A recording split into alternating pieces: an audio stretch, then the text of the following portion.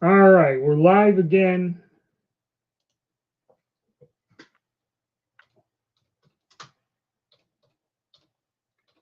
I'm going to try to get Rodney back.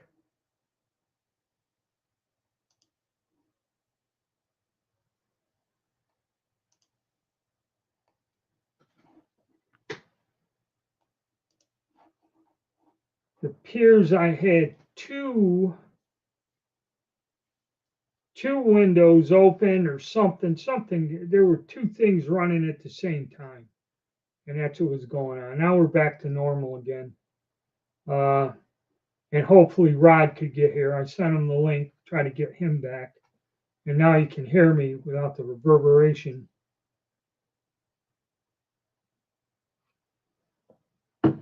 Okay, so I'm back. Back. We're getting our viewers back. But no rapping Rodney. Two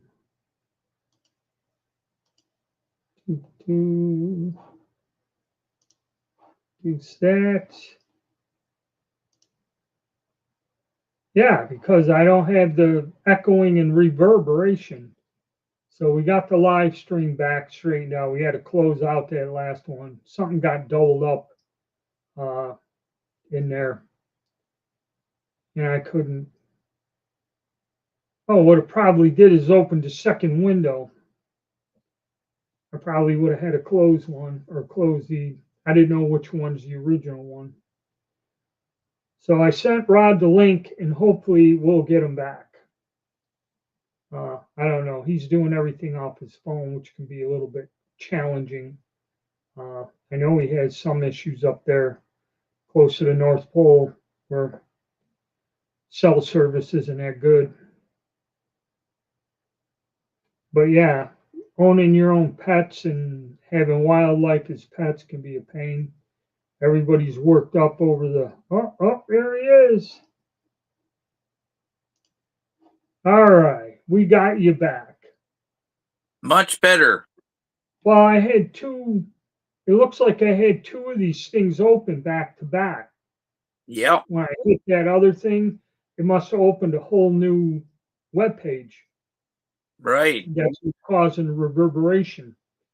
So, yeah, because there's an option for me to have you go on. It says to check your camera or check audio. When you go to check audio, it says noise or something cancellation, and it was checked off. So I said, well, let's give it a try. So anyway, it was automatically checked off for me. So, but yeah, we're back. What happened with me is I had two things open on the internet, and that's why I was getting reverberation in that. Hunting in the rain, you completely disassemble your gun to clean in oil afterwards. Oh, here. Yes, it will rust inside. That's why a lot of shotguns, pumps, and semi-autos, after 20 years of hunting, you pull out, you pull the trigger guard and everything and really disassemble it, and it's full of dead bugs, grimy stuff, rust. I've seen some rust from the inside. Terrible. I like to use, like, I come home from, if it's a damp day, I always sprayed WD-40. Yeah. And it kills moisture. It's not sorry, it's not a lubricant of sorts, but it's a great rust preventer, and it displaces moisture. But I mean, I always use a good quality oil afterwards. But what I like to do is I don't spray the gun right away. I'll let it sit next to like if I'm somewhere where there's a wood fire or wood stove, I'll put it in a corner and I'll let it dry off. You know what I mean? Let the heat get to it, kill the moisture. Then I'll go at it with the WD-40 and take the mechanism apart and give it a thorough cleaning and whatnot. And yeah, it works. Well, somebody started a rumor years ago WD-40 contains water and it'll create rust. And I never could understand it. I remember the gun show, the guy said, I just hose it down with WD-40. And one guy, oh, no, don't do that. It has water in it. It'll create rust. And I'm like, WD, water displacement. Yeah. How can they have water in it? You know what I mean? But Yeah. once it starts and once it gets out there, you Yeah. know, it's It's like what I water that, tell people. The yeah. corrosive primers, you got to use a water-based solvent. You know, black powder solvent is water-based. Yeah. That's really all of it that it is you get some water down there to dissolve the salts. It Yeah. could be cold. It doesn't have to be boiling. Uh, No. but you get in this argument with them that hops number 9 uh, will is rated for that. And I said, not really. Okay. Not at And all. that's why I give up getting in conversations with individuals on certain things. Uh, there is a hops one for black powder hunters. There's a kit you can buy specifically for black powder, Right. and it doesn't work on nitro fouling. It doesn't clean, doesn't get rid of copper fouling, doesn't do anything. Now I'm going to show you something. Okay. Here, this is as old as the hills, but this is Young's 303. This is a full bottle, and Yeah. what this is, it's a cleaning. Um, it says nitro powder solvent, but when you said mercuric priming and corrosive priming, that's what this is. They say that it's with corrosive cartridges. You make what they call aquoil, and you mix a portion of this and water together, hot water, and you scrub the bore. It says vigorously, and it's to neutralize the corrosive effect of the priming. And I got this from a fella, and this is never opened. It's brand new still, and I think this is like the 1950s or so, and it's made by Parker Hale. It says right there on the can, made by Parker Hale Limited, England. Right. Well, So the thing is, the key thing in the whole story is you're using water. All right. That's what this one dealer that sold me a lot of surplus guns and he sold the ammo. He yeah, says you just have to have some sort of water to flush the salts out, be yep. it warm water or whatever, you know, and that's just simple as that without overcomplicating it. What we got here? More than anything else. I've got a brown vest and I've shoved wine cork bottle in the muzzle to stop damp.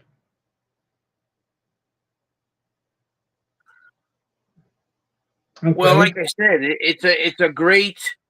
it's great for moisture, especially if you're like out at the hunting camp and you got your gun out in the damp weather, and you know what I mean. It's not the warmest place, and or you come in from outside and it's really cold, and you get into a nice warm cabin or something, and moisture is getting made. All right. That's probably why we lost a lot of people. Didn't get a second notice when you reloaded the video. Yeah, because I mean, we had a bunch of people going on, but Yeah. Well, hopefully they rejoin back. I mean, technical things is just beyond your control, right? yeah, So I went out with the French shotgun and I gave it a couple of rounds, but I did not make a video that day because the wind was, well, it had to be blowing at least 30 mile an hour, but I just wanted to get a sense of the gun's patterning and whatnot. So what I did is I had some washer fluid containers in my shed here, so I filled one with water. And I just went up on the dirt road here a ways, and there's a little spot where I used to go and just take the odd shots away from everybody. Don't interfere with nobody's hunting or whatnot. And I tried some old Dominion Imperial roll crimp, and when I actually measured them, the box says they're 2 3/4, and it's a full box, right. and they measure out just a little shade over 2.5 inch.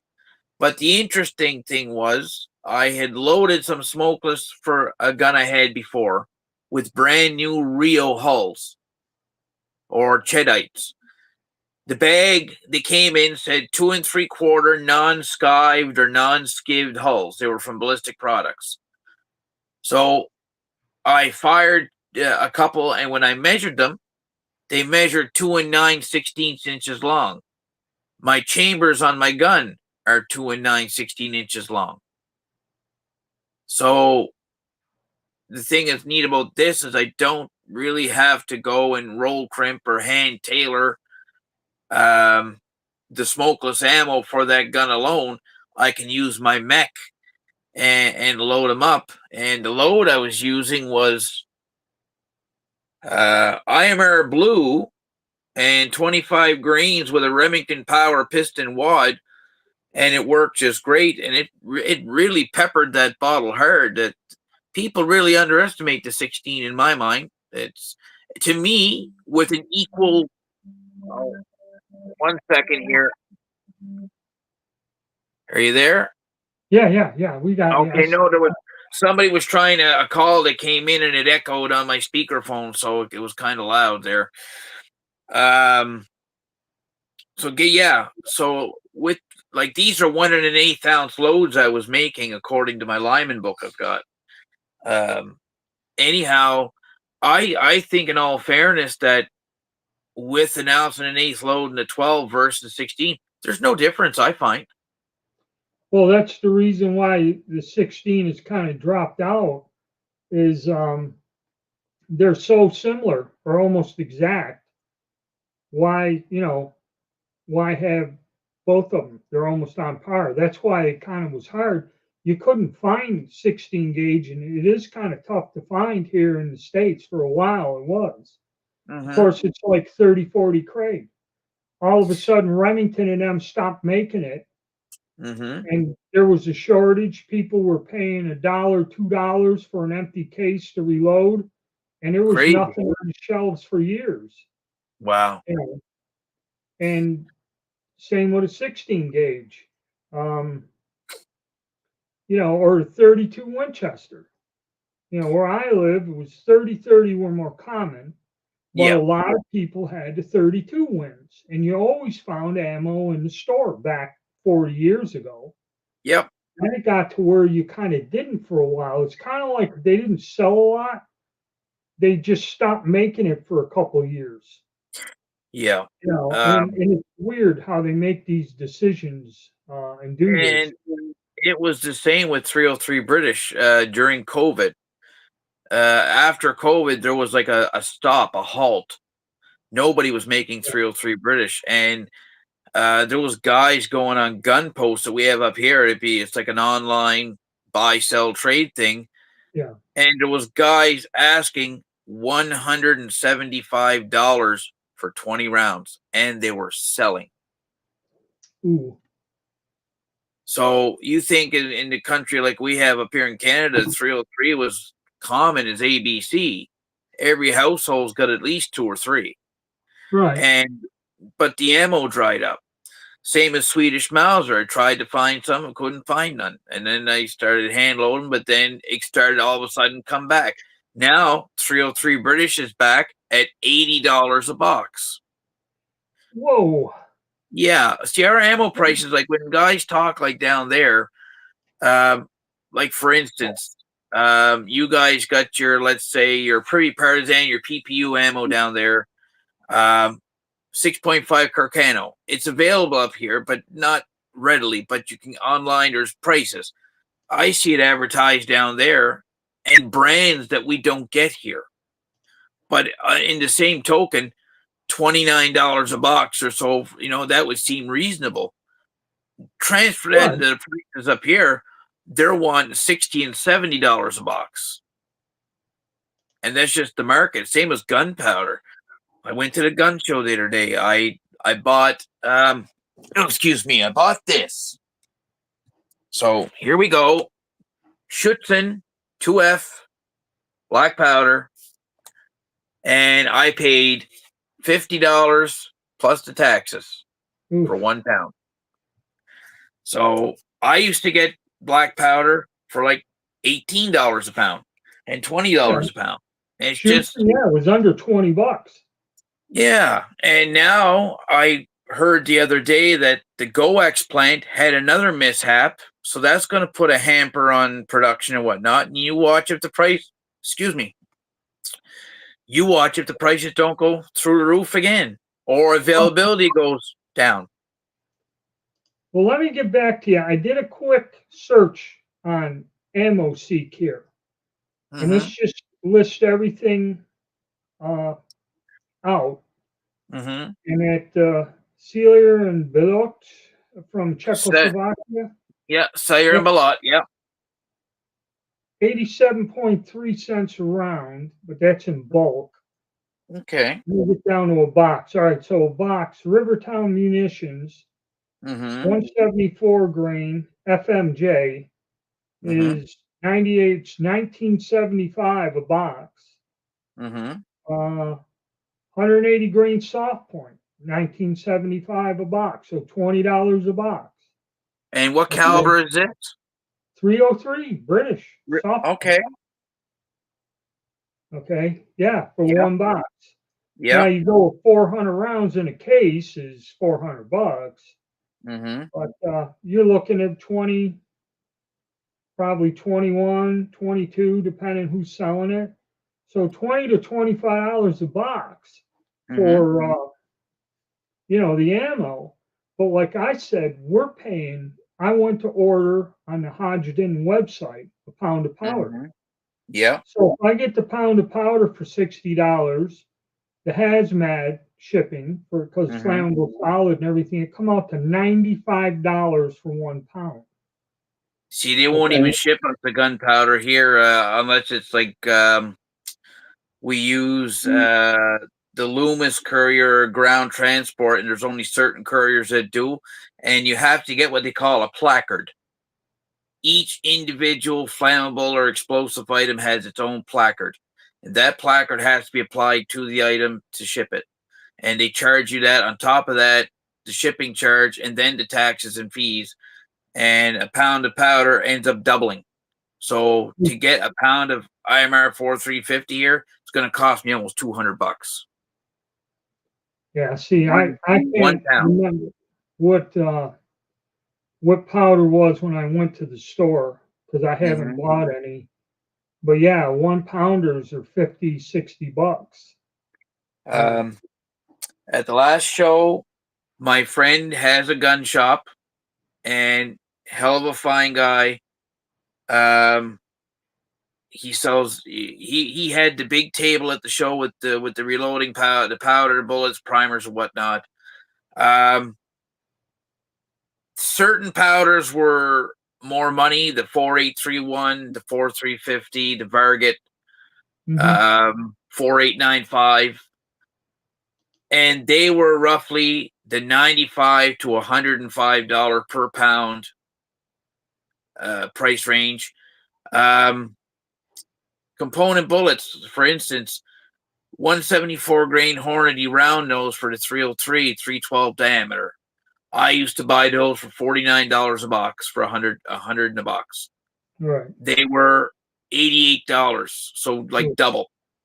So in some ways, it's like it's almost somebody's trying to discourage average Joe from reloading, and trying to cut down on people having ammo and whatnot, having this and having that. But the only people that have benefited from this are people that have stockpiled stuff or people that have saved older supplies of items from the past and have it now. And you have a basis to build on where you're not starting from scratch. So you don't have to buy a big giant jug of 700X. You can buy a pound here, a pound there just to keep status quo because you have a baseline, right? But I mean, for somebody right now to get into reloading, buy a press, buy dies, buy whatever, all I'm gonna say is you better put it in your head that you're gonna reload for that gun and keep it. And it's an investment. It's like it's a lot of money. So I mean, it's not like Well, I mean, before. the thing is, yeah, it's you're not saving money by reloading. Okay, Not and really. that's what the one old fella that does some of my transfers, he's in a reloading. He has an actual little business. Hmm. Custom reloading was one of it, and he used to cast bullets, you Yeah. know, and he was going to do that in retirement until Yeah. now they get you uh, with it's a hazardous material. It's like having mercury on your property or something. So he kind of got out of it, right? Yeah. Uh, so And yeah, it's the way I look at it is if you got a caliber that's oddball, like 41 Swiss, yeah, 43 Mauser, something that you can't go to a gun store and buy. That's where reloading is the only sort of safe haven you have to keep your gun on the range. But if you're shooting 30-06, 308, 270, 30-30 common stuff, it don't pay. You're only doing it for your own satisfaction, or you're doing it because maybe you're putting a certain projectile on there that maybe the factory's not offering that you like using. Let's say a 30-06 with a Swift A-frame bullet or something, or a bonded bullet that you can't really get on the gun store shelf, and you want to use that bullet. Well, then of course you can reload it and get a load custom tailored for your gun and keep using it. But for the average guy that goes to the deer woods, buys a deer license, he's going to go into the gun shop and he's going to grab a box of Winchester PowerPoint or Remington Corlocks and call it good and go hunting. yeah, That's the mainstay of the generation now, and where you get budget guns that come in like the Savage Axis, Remington 783, Ruger American, good guns. They're serviceable, but they are budget guns.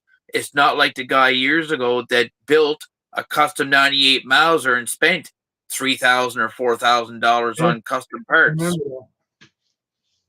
So Yeah, because it's either and people don't want fancy wooden blued guns. They that's like right.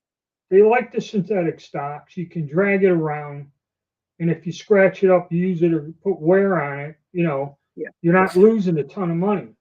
No, that's also a thing, and it's like me with my Swedish Mauser. It has a synthetic stock, so when I go to the deer woods this evening, and I brush it against the alders going in, I'm not too concerned.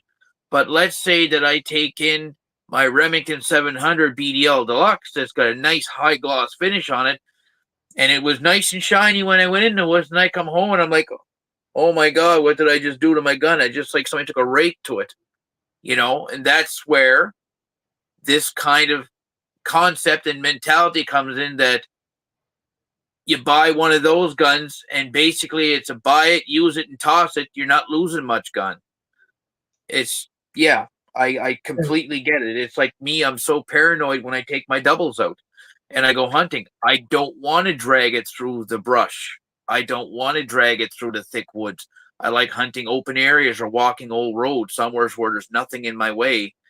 And yeah, there's options. You can go buy a Mossberg 500 pump with a synthetic stock and a like matte finish. And if you scratch it, oh well, who cares? But it'll do the same thing as your double will. well, that way you got to go hunting, where you're out in the field or something, and then they release the animals up in front of you somewhere, and then you just blast them. That's the best way to go. That's Yeah, about the well, only no. way. Um, the majority of the small game hunting that I'll do, like I'll go rabbit hunting up here, and usually the rabbit hunting involves thick brushy woods and whatever. For the most part, if I want to use uh, my 22 or whatnot, I'll take my old Remington. It's it's not a save queen. It's not a museum piece. Um, I would take that over taking, let's say, my Army and Navy English double that's worth X amount of dollars. But if I was walking down a trail or walking down like an open area, of course I'm going to leave the 22 home and I'm going to take my shotgun out. But that's just me. Some people still would take the expensive gun out; they wouldn't care. But me as a collector and me as a shooter of them, I sort of have one in my collection for every purpose.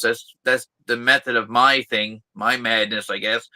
That some of them are lesser value, some of them are lesser condition, and I kind of relegate those for use in rougher hunting areas versus the pretty gun. I'll use that when, like you said, I'll go out in a field with a friend hunting pheasants. It's an open area, and I've got no worries about damaging it or Yeah. hurting it, right? So, but yeah, reloading has definitely gotten expensive. It's not as inviting as it used to be for people to participate in because it's the money, it's the pocketbook. People just don't have the money. But that's what I said. I've noticed that, and it's not so much with the shooting sports. It's just about everything. People don't go to the Legion, to the clubs. Um, No. People don't just go out to restaurants and bars. Even you see less and less people. Usually, I'd swing by on a Saturday or Sunday afternoon. You run into the same folks, sit down, have a beer with them. Now you go in there, the place is pretty empty. And Well, it's just they don't have the extra pocket money to sit around and drop 10, 20, $25, on an afternoon sitting around shooting pool or something. But yeah. you Well, do notice it. yeah. Well, I'll give you an example. A friend of mine, the other day, I was chatting with her and I said, you know what? Why don't we go have a bite to eat somewheres? She was all for it. So there's a new restaurant that opened in the area, and it's all like fresh cooked meals. It's not frozen stuff. You know what I mean? You eat something there, Mm. it's like it's very well prepared. So I got a bowl of seafood chowder and a Caesar salad and a can of iced tea.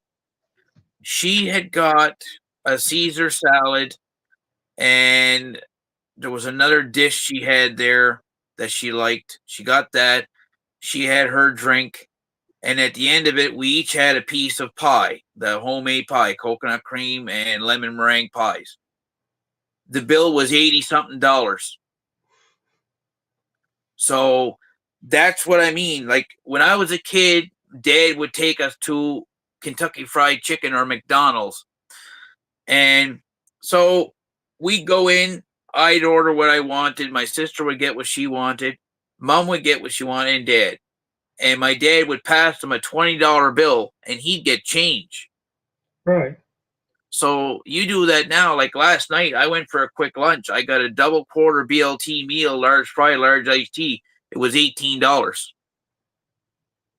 So that one meal now is what the four was then. So it's like, that's where the economy has gone. So you can relate it to the same thing with buying gas for your car. When I first started driving, I drove a 1993 Ford Tempo V6 two-door 5-speed. I thought I had the world by the bag. And I could fill that car from the gas light from dead empty for $14 with premium gas. Yeah. Well, I filled mine yesterday. I got a 2024 Elantra N-Line turbo. I was on half a tank, and I filled it up, and it took me almost $60, just like $58 or so to fill it up with premium gas. So again, it's the people's incomes and such aren't meeting or rising with the cost of everyday living. Yeah. So it not only affects your grocery bill, it doesn't only affect your vehicles, it doesn't only affect your property maintenance, it also affects your recreational activities as well, like reloading, shooting, sports. My buddy just put his kid in in some hockey thing, and it's costing him almost $2,000 a month with traveling and like fees to go travel with this hockey team for his kid to play hockey. So I mean, but the kid likes it. What are you going to tell the kid? You know, you're dad. You're gonna do your best to make sure that he's happy with his little friends. You know, but I don't know how some people do it. I really don't know. Yeah. See, my problem is with a fixed income now, I'm in the same and boat. I'm not able to work. Um, Hmm. or actually, I wouldn't if I didn't lose the use of my left hand. I could still be working and making a ton of money. Okay, but I can't do it no more. And with things going up, now we're looking. What happens 2, 3 years from now? I won't be able to afford to keep the house. You know. Well, um, I live with my father and my mother, and I more or less I help them around. My dad's 75, mom is 73, and both of them are not healthy people. My father's got the kidney cancer going on, and my mother's a cancer survivor with breast cancer. But you know, without them, I wouldn't be able to do some of the activities that I do because I'd have to devote my money to some other form of keeping myself going. I'm not saying I stay here rent free and live off the lamb, but what I'm saying is that, you know, we kind of pool our resources together and it makes it easier for all of us to stay together and, keep one place going versus if I had my own place on my own.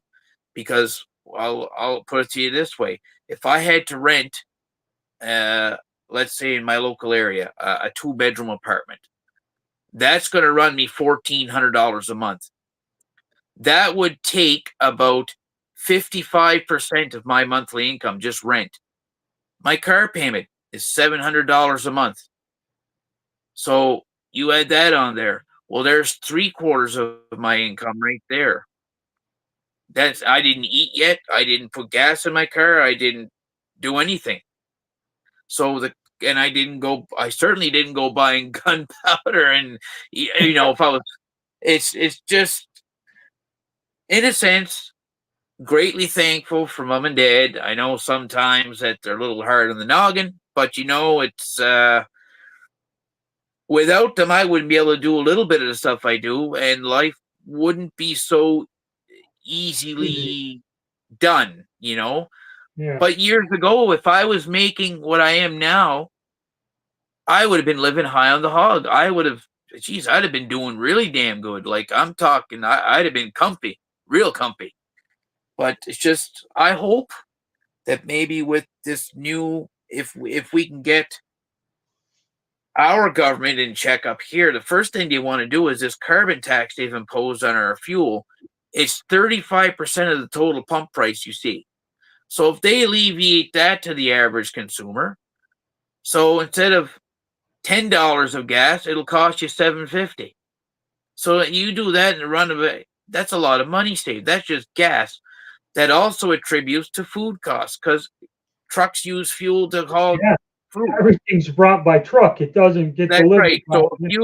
So if you alleviate the price that people are paying at the pump, the thing I don't agree with this whole carbon tax is what they said is that, oh, it helps climate change. No, it does not. All it does is line pockets and makes people rich. And if you watch the news now and you follow any of the Canadian politics, which I won't get into, but you'll clearly see that there are some scandalous things going on and wrongful misuse of our tax-paying dollars and whatnot. So if they can stop that from happening, people will have more money in pocket, and then people can save more money where this tax wasn't doing anything to make it better. There's no difference in the climate. Say climate tax is not going to change that weather out the window today.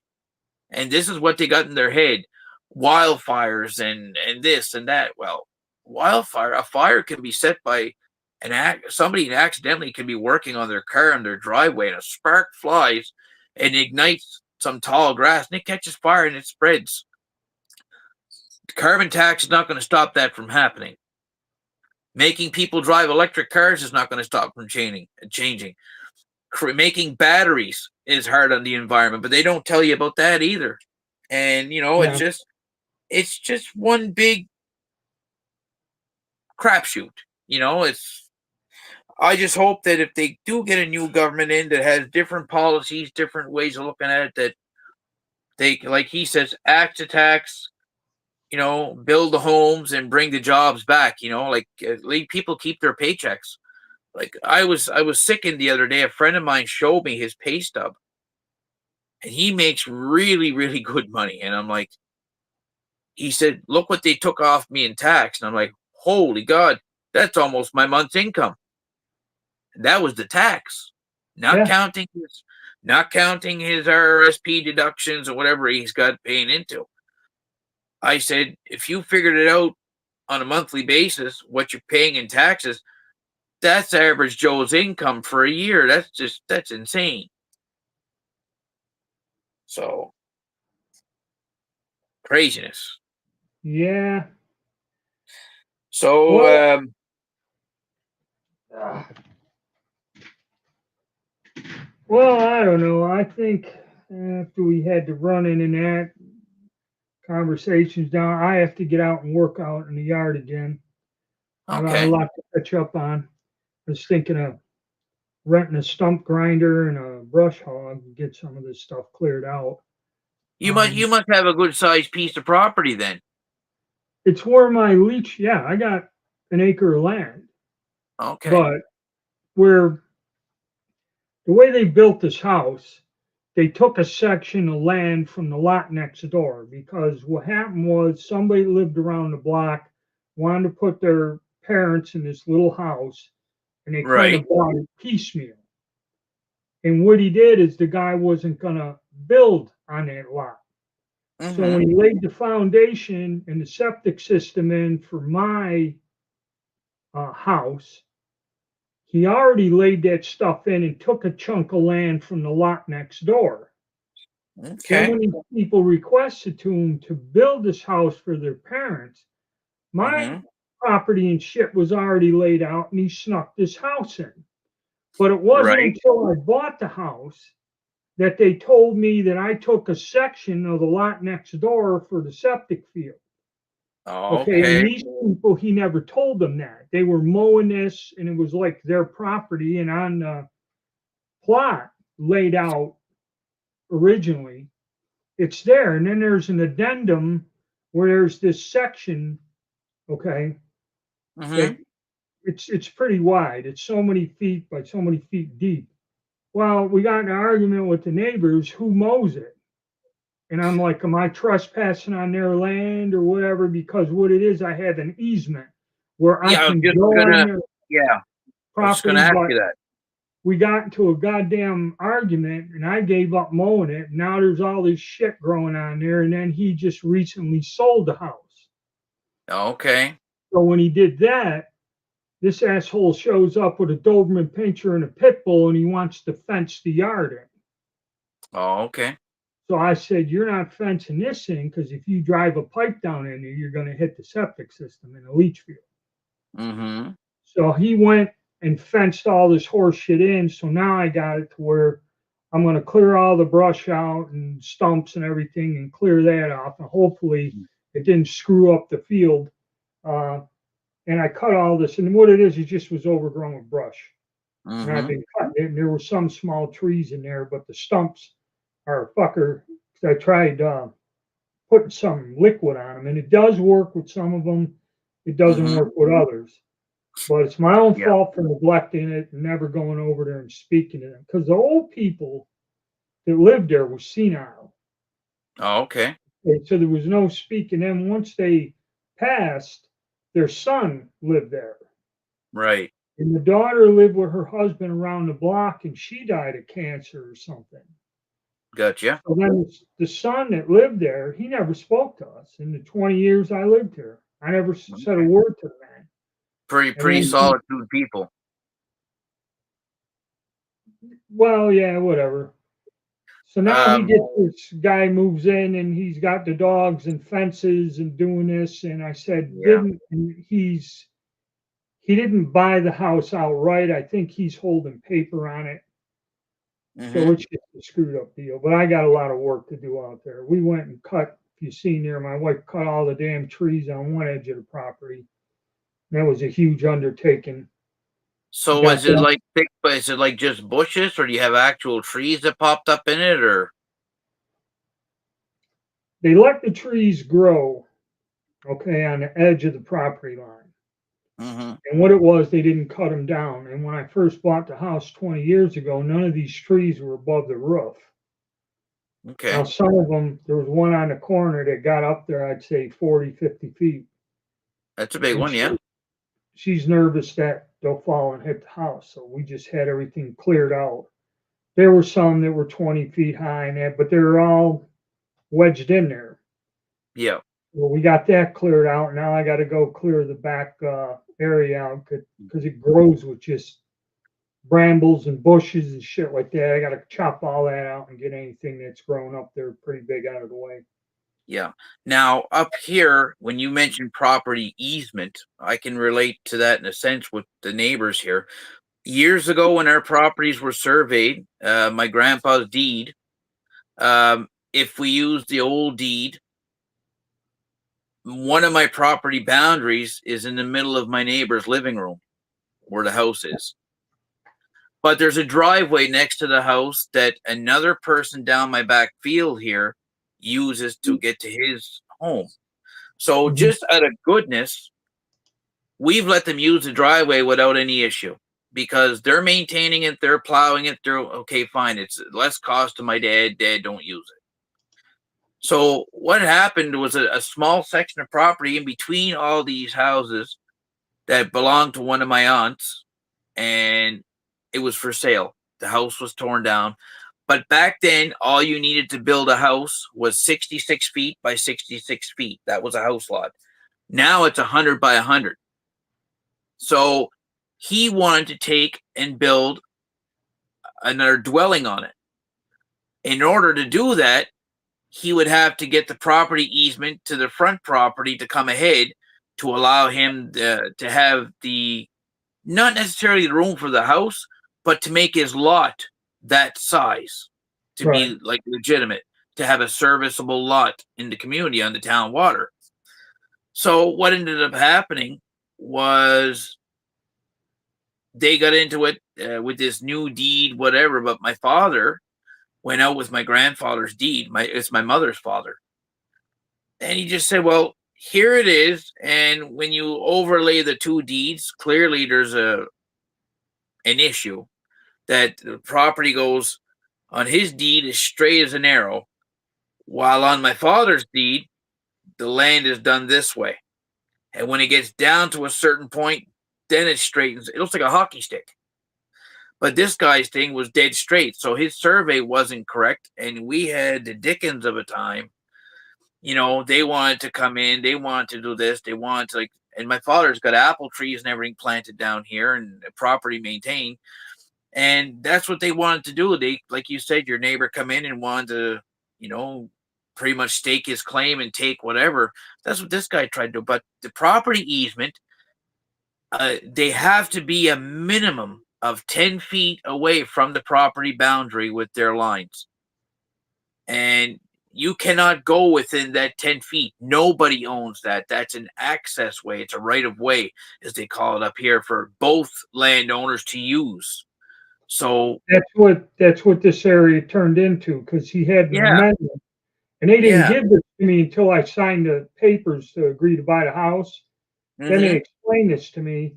What he did is he went and changed it in that zone.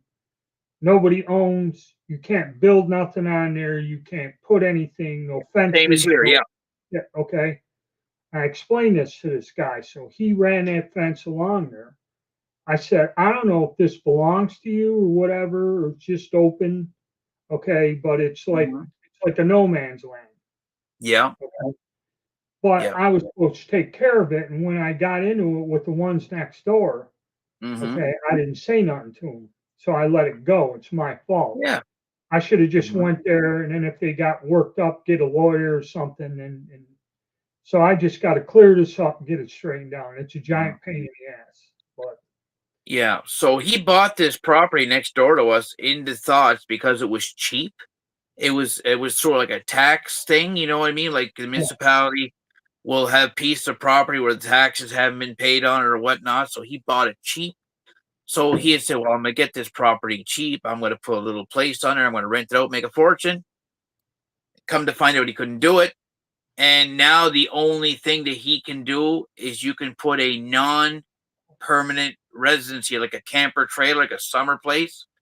And now he just kind of left it there. So he bought a piece of property for nothing. Hmm.